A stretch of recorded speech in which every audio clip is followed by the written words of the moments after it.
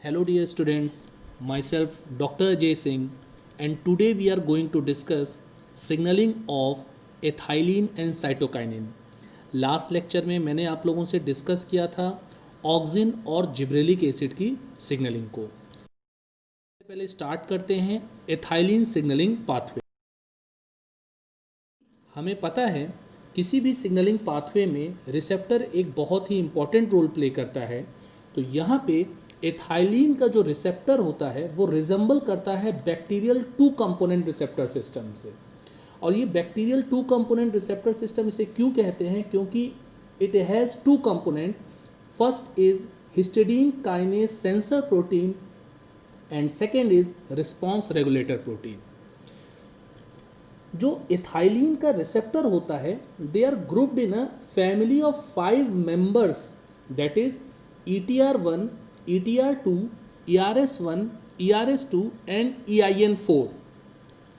यहाँ पे एथाइलिन के रिसेप्टर के बारे में मैं एक पॉइंट और बताना चाहता हूँ, that is it is copper ion based receptor.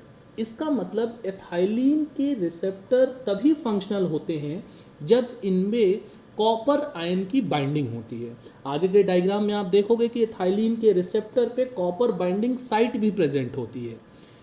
इस कॉपर की बाइंडिंग कराने के लिए there is a component called transporter molecule, that is RAN1, responsive to antagonist 1, और ये रिस्पॉन्सिबल होता है कॉपर के डिपोजिशन के लिए इनटू द रिसेप्टर्स।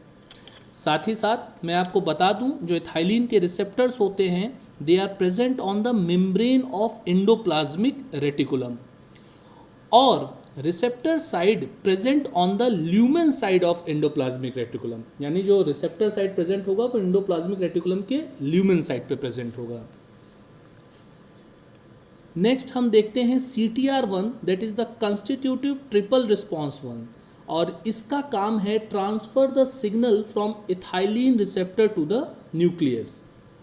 साथ ही साथ EIN3 जो कि न्यूक्लियस में प्रेजेंट होता है, दैट इज एथाइलिन इंसेंसिटिव 3, और ये एक्टिवेटर ऑफ द सिग्नलिंग की तरह रोल प्ले करता है। एथाइलिन सिग्नलिंग को अब हम डायग्रामेटिक रिप्रेजेंटेशन से समझने की कोशिश करते हैं। यहाँ पे एंडोप्लाज्मिक रेटिकुलम का आप डायग्राम देख रहे हो जिसकी मेम्ब्रेन पे एथाइलिन का रिसेप्टर एम्बेडेड है, जिसका N टर्मिनल ल्यूमेन साइड पे जबकि C टर्मिनल साइटोसोलिक साइड पे प्रेजेंट है। साथ ही साथ आप RAN की भी प्रेजेंस देख सकते हो जो कि रिस्पॉन्सिबल होता है डिपोजिशन ऑफ कॉपर आयन, और नीचे के डायग्राम में आप एथाइलिन रिसेप्टर का स्ट्रक्चर देख सकते हो जहाँ पे N टर्मिनल पे एथाइलिन बाइंडिंग डोमेन जबकि C टर्मिनल पे रिसीवर डोमेन प्रेजेंट है। जैसा कि प्रीवियस हार्मोन की स्टडी में हमने देखा था, हार्मोन की सिग्नलिंग हम हार्मोन के एब्सेंस में और हार्मोन के प्रेजेंस में देखते हैं। यहाँ पे एथाइलिन का जो रिसेप्टर होता है वो निगेटिव रेगुलेटर होता है एथाइलिन की सिग्नलिंग का। इसका मतलब एथाइलिन की एब्सेंस में एथाइलिन का जो रिसेप्टर होता है उसका हिस्टिडीन काइनेज एक्टिवेट रहता है, और इसके एक्टिवेट होने से एथाइलिन की सिग्नलिंग ऑफ रहती है, जिसकी वजह से हमें एथाइलिन का फिजियोलॉजिकल रिस्पॉन्स देखने को नहीं मिलता है। दूसरे केस में हम बात करें अगर एथाइलिन प्रेजेंट होता है, यहाँ पे एथाइलिन सिग्नलिंग मॉलिक्यूल की तरह काम कर रहा है, और जैसे ही एथाइलिन सेल के अंदर आता है वो अपने रिसेप्टर से बाइंड करता है। एथाइलिन का जो रिसेप्टर होता है उसका हिस्टिडीन काइनेज इनएक्टिव हो जाता है, जिससे एथाइलिन की सिग्नलिंग ऑन होती है और एथाइलिन के हमें फिजियोलॉजिकल रिस्पॉन्स देखने को मिलते हैं। इस एथाइलिन के एब्सेंस में एथाइलिन की सिग्नलिंग को अब हम डिटेल में पढ़ेंगे। यहाँ पे आप एथाइलिन के रिसेप्टर्स को एम्बेडेड देख सकते हैं एंडोप्लाज्मिक रेटिकुलम की मेम्ब्रेन पे। साथ ही साथ EIN2 भी मेम्ब्रेन पे एम्बेडेड रहता है, और इस EIN2 का एक पार्ट प्लाज्मा मेम्ब्रेन में एम्बेडेड होता है जबकि दूसरा पार्ट साइटोप्लाज्मिक जो इसका एंड होता है वो साइटोसोल की तरफ हैंग करता रहता है। एथाइलिन रिसेप्टर से ही एसोसिएटेड रहता है CTR1, that is constitutive triple response 1। Ethylene के एब्सेंस में इथाइलिन के हिस्टिडीन काइनेज एक्टिवेट रहते हैं, यानी इसका हिस्टीडीन काइनेज डोमेन एक्टिवेट रहता है, जहाँ पे हम देख सकते हैं कि इथाइलिन में ऑटो फॉस्फोरिलेशन होता है। और चूंकि इथाइलिन का हिस्टीडीन काइनेज डोमेन एक्टिवेट होता है, वो जाके फॉस्फोरिलेट करता है kinase domain of CTR1। CTR1 एक इनहिबिटरी काइनेज की तरह रोल प्ले करती है, जो कि फॉस्फोरिलेट होने के बाद EIN2 के साइटोसोलिक डोमेन को फॉस्फोरिलेट करती है। Phosphorylation of cytosolic end of EIN2 activates a protein called ETP1 protein. This ETP1 protein is a F-box protein, और जैसा कि मैंने पिछले लेक्चर्स में आपको बताया था कि F-box प्रोटीन क्या होती हैं, इस ETP1 प्रोटीन के एक्टिवेट होने से EIN2 का 26S प्रोटियासोमल डिग्रेडेशन हो जाता है, यानी आपकी जो EIN2 होती है वो डिग्रेड हो जाती है। अब ये EIN2 का रोल क्या होता है ये आपको जानना बहुत ज़रूरी है। EIN2 is essential molecule for stabilising the EIN3 transcription factor in the nucleus. आप देख सकते हो न्यूक्लियस में EIN3 प्रेजेंट रहता है, लेकिन EIN3 प्रोटियासोमल कॉम्प्लेक्स से बाइंड रहता है, और इस प्रोटियासोमल कॉम्प्लेक्स में एक इंपॉर्टेंट प्रोटीन रहती है, that is EBF। What is EBF stands for EIN3 binding F-box protein. आप देख सकते हो जब तक न्यूक्लियस में EIN2 की एंट्री नहीं होती है, न्यूक्लियस में EIN3 प्रोटियासोमल कॉम्प्लेक्स से बाइंड की रहती है, और चूंकि EIN2 का प्रोटियासोमल डिग्रेडेशन हो चुका है, इसलिए EIN2 न्यूक्लियस में नहीं आ पाता है, और जब EIN2 न्यूक्लियस में नहीं आ पाता है तो EIN3 का स्टेबलाइजेशन नहीं होता है। दूसरे शब्दों में मैं कहूँ तो EIN3 gets degraded by the proteasomal complex. और जब EIN3, मैंने आपको लास्ट स्लाइड में बताया था कि EIN3 act as activator of this signalling, और चूंकि EIN3 डिग्रेड हो जाता है तो इथाइलिन के जो रिस्पॉन्सिव जीन्स होते हैं उनका ट्रांसक्रिप्शन नहीं होता है, इसलिए हमें इथाइलिन की सिग्नलिंग देखने को नहीं मिलती है। अब मैं बात करूंगा इथाइलिन की प्रेजेंस में क्या चेंजेस होते हैं। जैसा कि मैंने आपको बताया था कि इथाइलिन का जो रिसेप्टर होता है वो निगेटिव रेगुलेटर होता है। इथाइलिन जैसे ही अपने रिसेप्टर से बाइंड करता है, इथाइलिन का रिसेप्टर इनएक्टिव हो जाता है।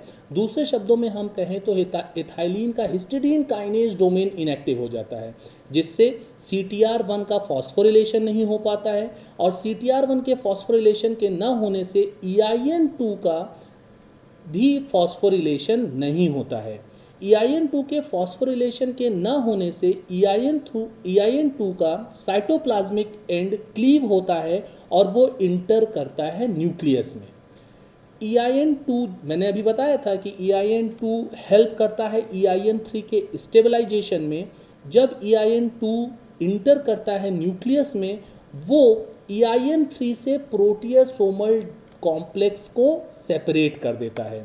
लास्ट स्लाइड में आपने देखा था किस तरीके से प्रोटियासोमल कॉम्प्लेक्स ने EIN3 को डिग्रेड कर दिया था, बट चूंकि EIN2 अब न्यूक्लियस में एंट्री कर चुका है, उसने प्रोटियासोमल कॉम्प्लेक्स को सेपरेट कर दिया, जिसकी वजह से EIN3 नाउ स्टेबलाइज्ड, और EIN3 के स्टेबलाइज्ड हो जाने से EIN3 इथाइलिन के रिस्पॉन्सिव जीन का ट्रांसक्रिप्शन स्टार्ट करता है, जिससे इथाइलिन की सिग्नलिंग ऑन होती है। लास्ट स्लाइड में हमने देखा कि किस तरीके से इथाइलिन अपने रिसेप्टर से बाइंड करके अपने फिजियोलॉजिकल रिस्पॉन्स को परफॉर्म करता है। आप लोगों को पता होगा इथाइलिन एक गैसियस हार्मोन होता है, और उसके फिजियोलॉजिकल रिस्पॉन्स में फ्रूट राइपनिंग और एब्सिशन, ये दो इम्पॉर्टेंट रोल होते हैं। अब हम लोग डिस्कस करने जा रहे हैं एक दो म्यूटेशन केसेस को। जैसे कि हम लोग मान लें कि इथाइलिन का एन टर्मिनल अगर म्यूटेट हो जाए, उसकी इथाइलिन बाइंडिंग साइट डोमेन हो जाए, लेकिन अगर उस एक रिसेप्टर की भी अगर एन टर्मिनल एक्टिवेट है, यानी उसका हिस्टिडीन काइनेज डोमेन एक्टिवेट हो जा रहा है, तो वो सफिशिएंट होता है थाइलिन की सिग्नलिंग को ऑफ करने के लिए।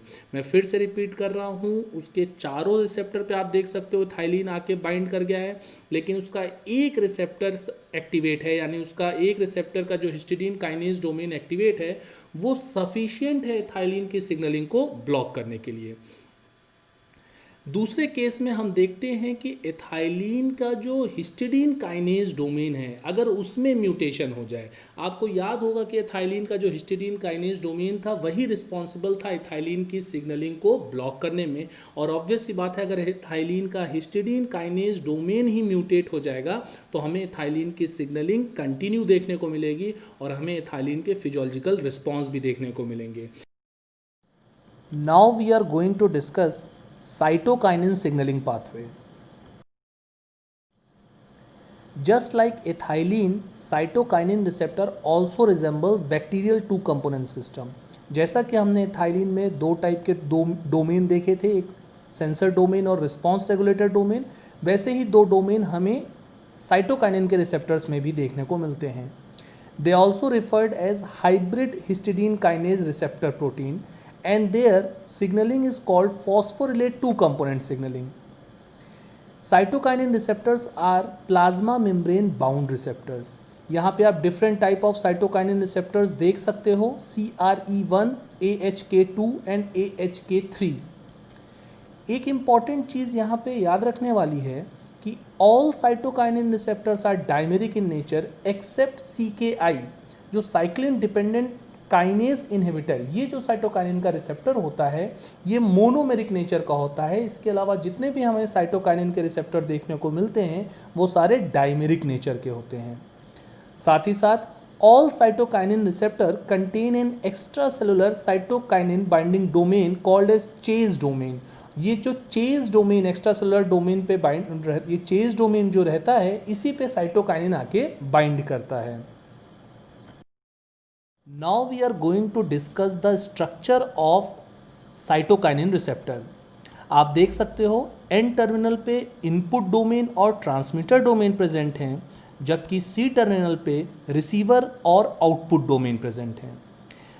N terminal senses the environmental stimulus while C terminal has DNA binding domain.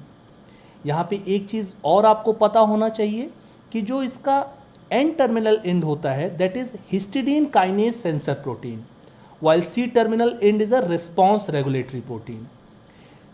किसी भी एक्स्ट्रा इन्वायरमेंटल स्टिमुलस को सेंस करने के बाद रिसेप्टर में ऑटोफॉस्फोरिलेशन होता है उसके ट्रांसमीटर डोमेन में.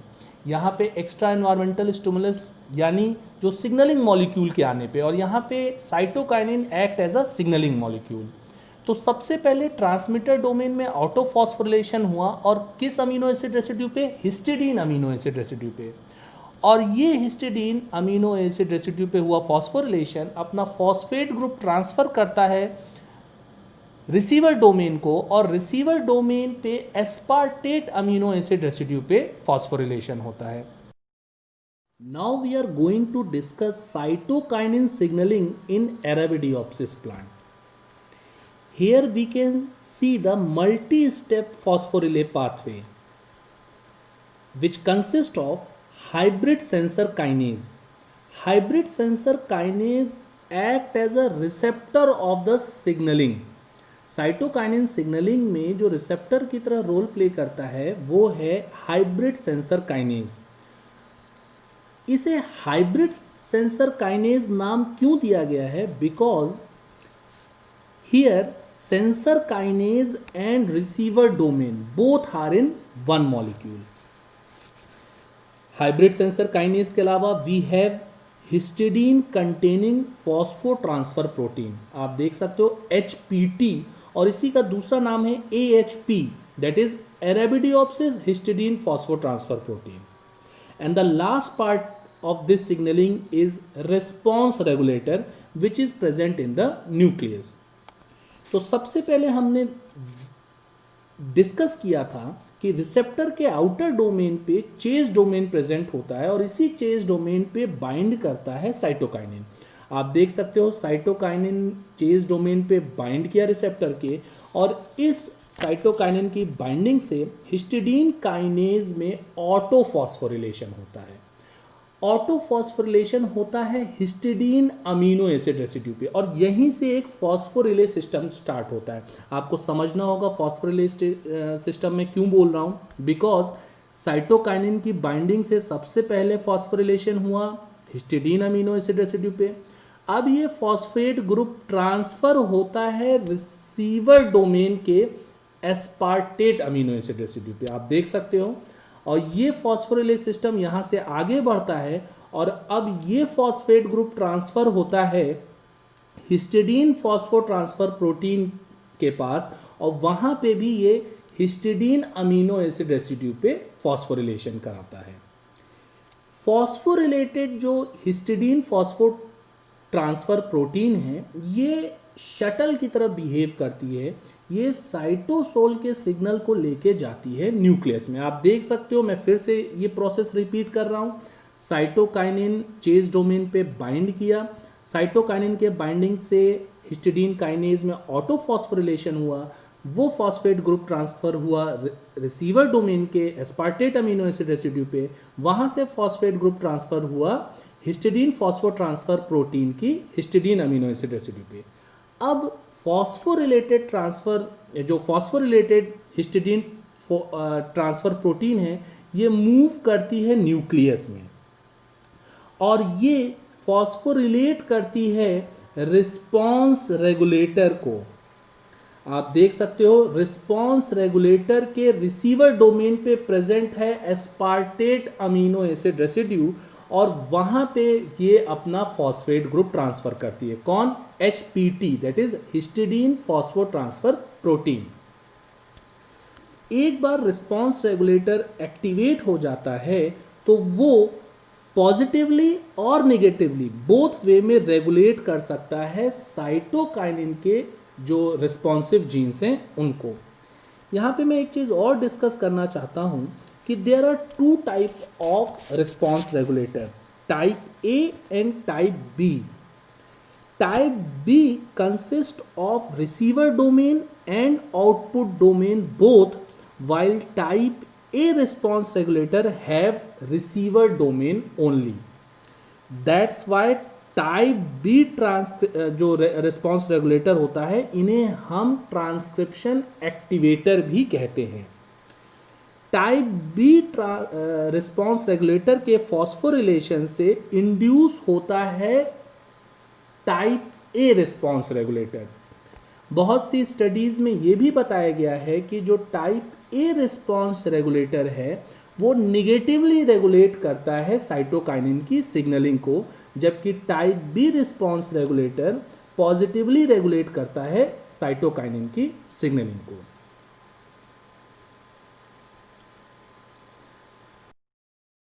आई होप आप लोगों को एथाइलिन और साइटोकाइनिन की सिग्नलिंग क्लियर हो गई होगी। पिछले वीडियो लेक्चर में मैंने ऑक्सिन और जिब्रेलिक एसिड की सिग्नलिंग को डिस्कस किया था, जिसका लिंक आप लोगों को डिस्क्रिप्शन बॉक्स में मिल जाएगा। अगर ये वीडियो आपको पसंद आया, please like, comment and share with your colleagues. और अगर आपने अभी तक ये चैनल को सब्सक्राइब नहीं किया है, please subscribe this channel. Thank you.